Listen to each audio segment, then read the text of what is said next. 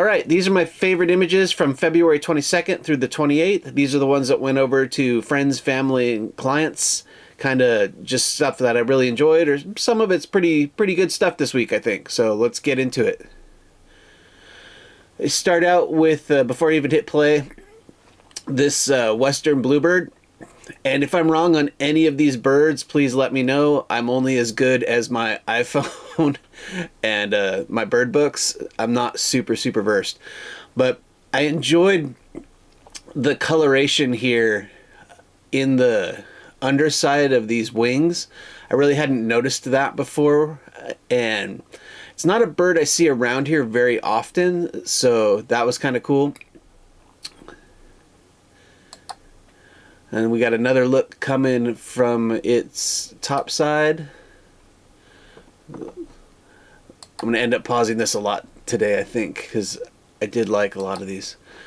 So, not quite the same detail as maybe on the underside, but the top of the wing still has that kind of multicolor, the blue edging and with the lighter main body, and you can see kind of the blue on the further wing really is highlighted and brings something to it.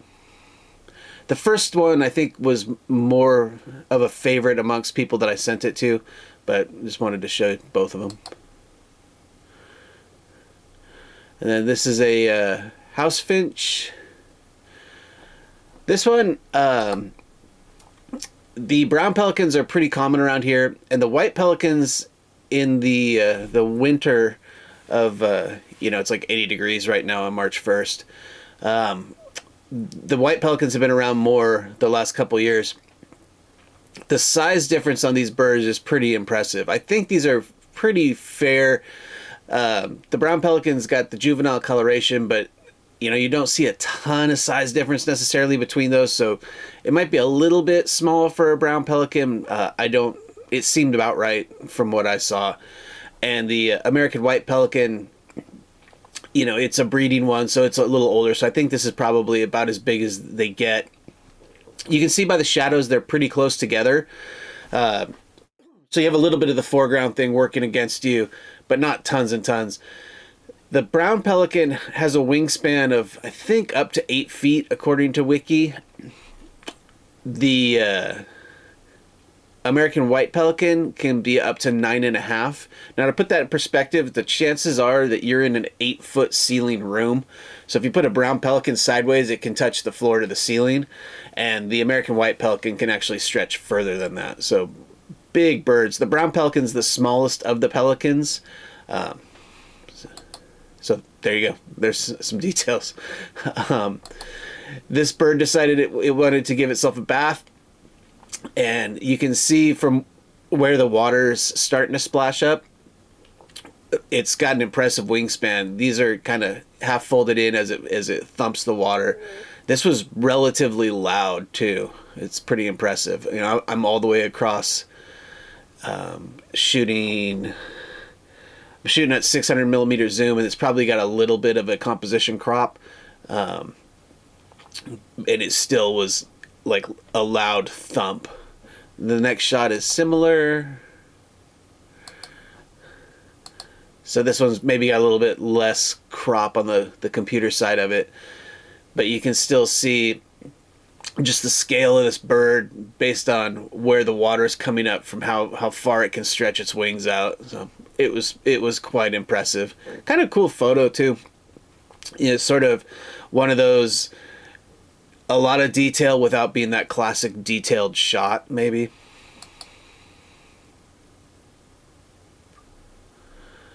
Some nose to nose with seal mom and pup. I liked this one. Let's see if I can get paused. Something about the lack of contrast in the colors I liked. And it's usually, you're trying to find like, okay, well, I need contrast to tell an interesting story, but there was so little contrast in this one color-wise that it seems to tell an interesting story to me one way or the other. I enjoyed the ripples and kind of the different textures in the foreground and in the background. This just seems like one where if you wanted to have an image that wasn't, geez, excuse me, if you wanted to have an image that wasn't totally textbook, you know, you might walk by it, you might not see what it is. You know, maybe an office or someplace where you know, it takes a minute to draw your eye into what am I really seeing. Here's a little seal floating over the top of submerged mom. This was from the pool just outside the seawall, so you're able to get a pretty good viewing distance. Exhaling Pacific white-sided dolphin. I got out on a boat a couple times this week, but I didn't necessarily fall in love with too much. Brown pelican taking off. This was actually shot from a boat. I like the splash, how it kind of incorporates in, and then I like the U shape, how the wings frame the beak.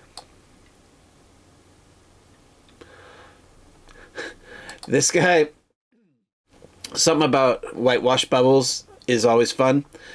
And I know you're not supposed to assign human thoughts and concepts to all animal behavior, but the judgment in the eyes, I feel like it's this is probably my spirit animal from this batch.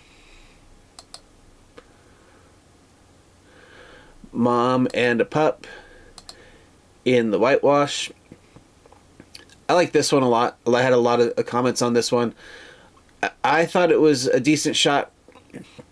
One, because it's not necessarily a textbook shot. You can tell what it is, but it doesn't have to be this cliche, you know, mom pup moment.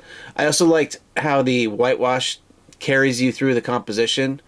You can kind of start in one place and end up in another.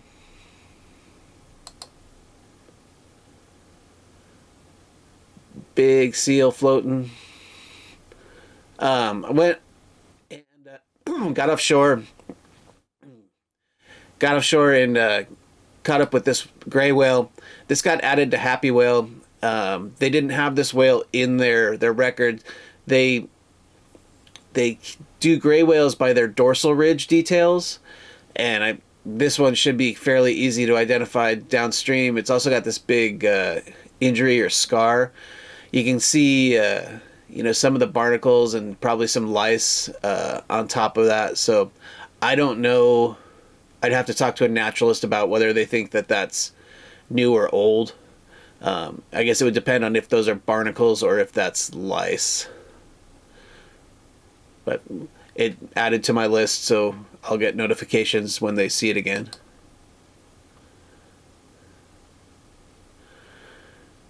Not usually super landscapey type photographer, so I count it as wildlife because there's birds.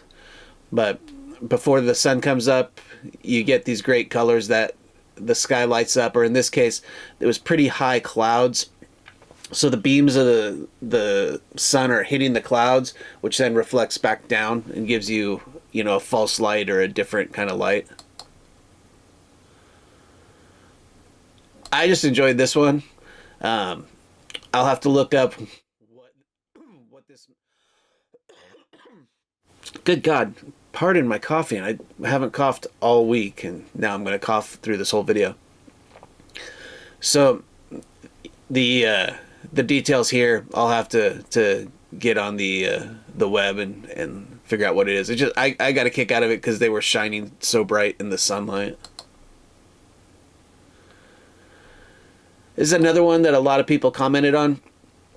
The shooting into the glare, you know, it's a balancing act, and then you can do a little bit in post. I try not to do tons and tons in post, but you can bring out a little bit in post. The glare, where it's aligned, gives a nice composition. You know, you've got the blue color here in front of him looking forward, and you've got the, you know, the reflection behind him. You know, crystal clear eyes, you know, nice face details. You can interpret a lot of things into this image in terms of where it's going, where it's been, theoretical. I mean, you can assign any meaning you want to any image you want. I didn't take this photo thinking like, oh, it's looking forward to the blue and away from, the glare, and, or, oh, maybe it's got this much experience behind it and it's looking for new. It was just a nice picture, but if you want to make it deeper, go ahead. These ones, usually I don't shoot overly zoomed like this.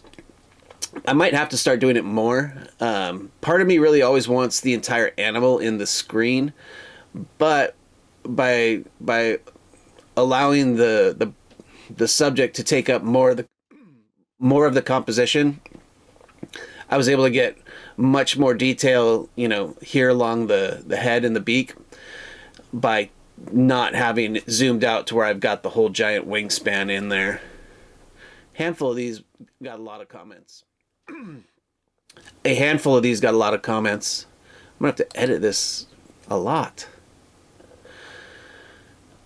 Another one that got a lot of comments. This was my favorite of the group, and doesn't, trims off the feet, trims off part of the wing, but the details that you do have here really are strong, and I enjoyed this a lot.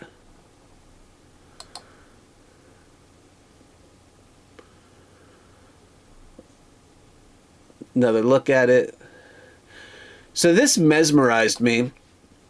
I stared looking at it for a long time. There wasn't a whole lot going on. It was kind of quiet in La Jolla this morning. But you can see this, pit of water here. A little waterfall or whirlpool, if you will. There was two of them that were being created. I didn't get any great pictures of... I didn't get any pictures I necessarily totally loved, but there was one on the right side of the image and one on the left side of the image. You can see here that the sea line's being pulled down into the left side. It was moving a lot of water, and when it would hit just right, they would actually create a bigger whirlpool across the whole mouth.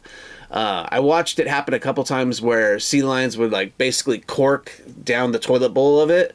Obviously, they're plenty strong. They're just doing their thing. It was funny to watch, but the light wasn't quite right, so I was just watching it. I wasn't necessarily shooting it. You can kind of see here this sea lion sliding off the rocks and sort of into this hole. So I'm guessing it had something to do with where the tide was and the direction of the swell. And it was staggering the water and letting it build up on the opposite side of these rocks. And then it would sort of run in, creating these holes. Sometimes it's the small stuff I enjoy seeing. This guy, I don't know what these injuries are. I'll have to put it by some naturalist friends of mine. But they're repetitive. And yeah, sometimes, one of the ways that they track kind of where these guys are, where they go, because the sea lions go out really far to eat, is they encounter different animals that maybe aren't very...